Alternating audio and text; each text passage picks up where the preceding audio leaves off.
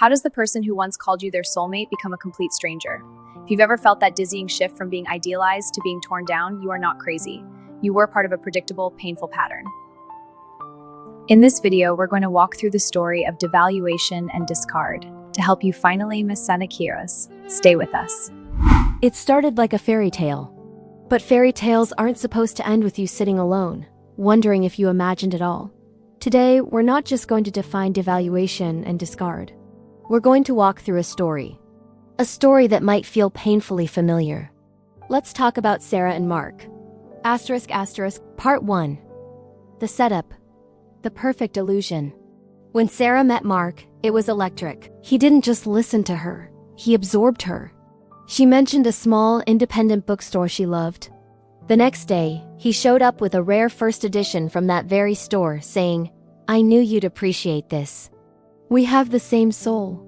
He mirrored her perfectly. This was the love bombing stage, and for Sarah, it felt like coming home. Part 2, the unraveling, the devaluation. The shift was subtle. It began with backhanded compliments. He'd say, "You look nice today."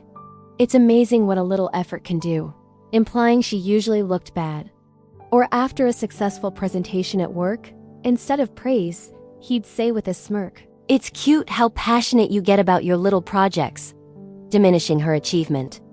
Then the gaslighting became a constant fog. He promised to attend her art show. He never showed up. When she confronted him, her voice trembling with disappointment, he looked at her with utter confusion and said, "What are you talking about?" "I told you last week I had that work dinner. You have such a selective memory. You really need to get that checked out." Sarah found herself apologizing, comforting him for her false accusation. This is cognitive dissonance. Her clear memory was at war with his confident denial. The blame shifting was constant. If he was in a bad mood and snapped at her, he'd say, "Well, I wouldn't be so stressed if you didn't need so much attention all the time." He projected his own flaws onto her, often accusing her of the very things he was doing. He'd say, "Why are you so secretive with your phone? Are you hiding something?" All while he was the one being dishonest. The final tool of devaluation was the silent treatment. If she ever brought up a need, saying, "I feel a bit disconnected from you," he would retreat into a wall of silence for days. The silence was a psychological torture chamber. She would bombard him with texts begging, "Please just talk to me. I'm sorry for whatever I did." When he finally decided to speak to her, he would act as the benevolent king, saying, "I'll forgive you this time, but you need to learn to control your emotions." He had trained her to believe that her needs were an unforgivable burden. Part 3. The final act, the discard. The discard happened when Sarah had nothing left to give. She was emotionally exhausted, a pale version of her former self. For Mark, the game was over. She was no longer a shiny source of supply. He had already been grooming his next target. The trigger was insignificant. Sarah asked if they could spend a quiet weekend together. Mark saw his opening. He looked at her as if she were a stranger and said, "I can't do this anymore." Sarah, confused, asked, "Do what? What are you talking about?" "This," he said, gesturing vaguely. "This constant drama. I need peace. I've realized this relationship isn't healthy for me.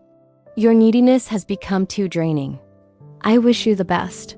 It was a masterpiece of projection. He had drained her, but he called her needy. He had created the drama, but he accused her of negativity. He delivered the final blow with a hollow, "I wish you the best," positioning himself as the mature one. Part 4. The aftermath, the smear campaign and realization. Sarah was in a state of shock. 2 weeks later, the second blow landed. A picture on social media. Mark with the new woman. The caption reading, "I never knew what true happiness was until I met you." Then came the whispers. A mutual friend awkwardly mentioned that Mark had been telling people things like, "Sarah has some serious emotional issues. I tried my best to help her, but she refused to work on herself." Or even more cutting, "She became really jealous and controlling towards the end." The smear campaign was designed to isolate her and paint him as the victim. For weeks, Sarah was lost in a fog of self-blame. But then, one day, looking at that old photo from the bookstore, she had a moment of clarity. The man who bought her that book and the man who called her a drain were not two different people. They were two acts in the same play. A play he had performed before her and was now performing with someone new. It had never been about her. It was always about him. If Sarah's story resonates with you, know this: you did nothing wrong. You were a kind, loving person who fell into a game that was rigged from the start. Understanding this cycle is the first step to taking your power back. Thank you for being here. If this spoke to you, like, subscribe, and share. Your healing matters.